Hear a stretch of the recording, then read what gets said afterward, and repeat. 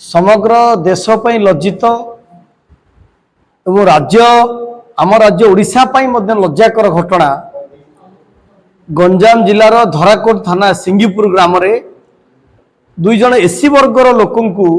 तथाकथित गोरक्षा बाहिनी तथाकथित गाई पई चित्कार करथिबा गुंडा बाहिनी जेपरी दुई जन अनुसूचित जाति वर्गर व्यक्ति को बीच रास्ता रे मरणात्मक आक्रमण करने सहित लंडा करवा नर्दमा पानी पियाइबा रास्ता रे 2 किलोमीटर रास्ता आंठेइकरी चलई नेबा घटना को आमे आज दृढ़ भाषा रे निंदा करुचु एवं ओडिशा रे 58% एट्रोसिटी बढ़ी पूर्वर थिबा बिजु जनता दल सरकार वर्तमान विरोधी आसन रे मध्य ये घटना रे चुप बसची तसहित वर्तमान शासक दल दलित एवं आदिवासी विरोधी संविधान विरोधी बोली प्रमाण हो सारी एवं ओडिशा राज्यर मंत्री को सहित मुख्य अभियुक्तर ये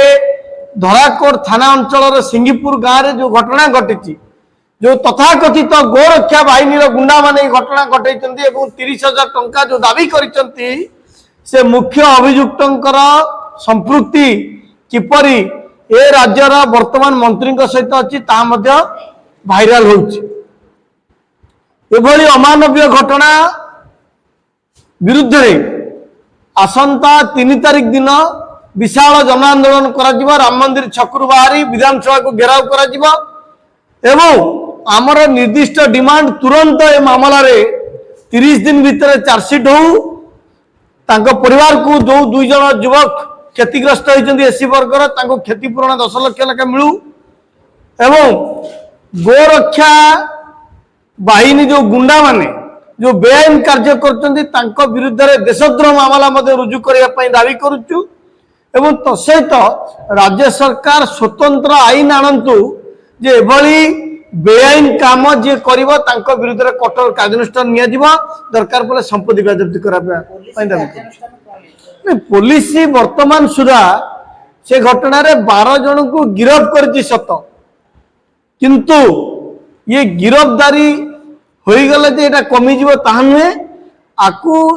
निर्दिष्ट भावे सॉल्यूशन करिया को पड़िबो एक्शन न पड़िबो राज्य रे आईन आया पई पड़िबो जे एभली तथाकथित गुंडा बाहिनी विरुद्ध में कठोर कार्यानुष्ठान दाबी कर धराकोट गंजाम रे जो भली भाव आम समाज दुई जन व्यक्ति ऊपर बर्बरचित पाशविक अत्याचार करागला तथाकथित आत्मघोषित मनुवादी गोष्ठी द्वारा परिचालित गोरक्षक बाहिनी नाम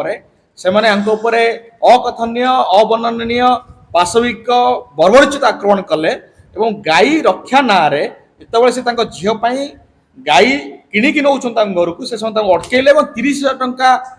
दाबी बटी मागिले से दवाई असमर्थ हवा स्थले जाति पचारे जिते अनुसूचित जाति वर्ग बोली जानिले से बर्बरचित आक्रमण करने आरंभ करदे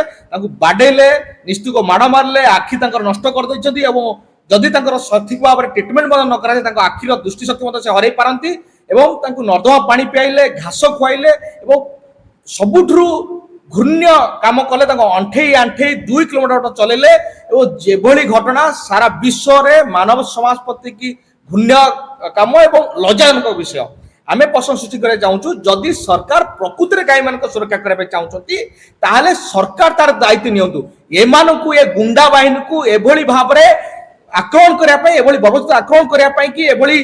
अमानवीय कार्य करने किए अधिकार देला ओ आईन बड़े से कार्य कर प्रश्नवाची सृष्टि करना चाहूँ सरकार को आम चेतावनी देवाई चाहूँ आगामी दिन में गाई सुरक्षा ना जब अमानवीय कांड भियांती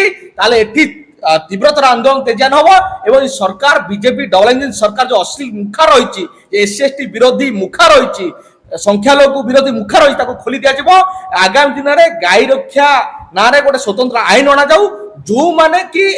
हिंसा भिआइबे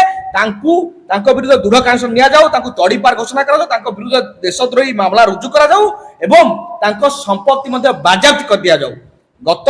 5 वर्ष भितर एनसीआरबी रिपोर्ट कहूँ 58% एससी समाज उपर अत्याचार वृद्धि होती सत्य ये एससी कमिशन राज्य ना एसटी कमिशन राज्य ना ये ST state level vigilance monitoring committee ना एडवाइजरी बोर्ड ना डिस्ट्रिक्ट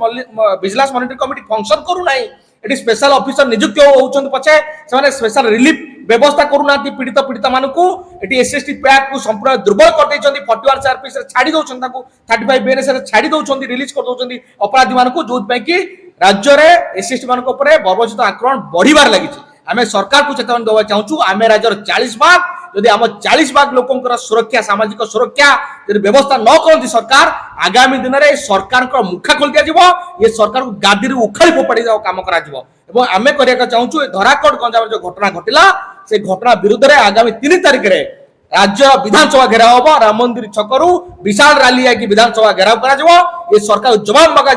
जे कहीं एसएसटी समाज पर अत्याचार करुचो कहीं अत्याचारी मान विरुद्ध में दृढ़ कार्यानुष्ठान नौना कहीं ओडिशा रे एससी एसटी कमिशन बसैना कहीं एसएसटी विभाग को संपूर्ण लागू करना ये जवाब मांगे आगामी दिन। धन्यवाद।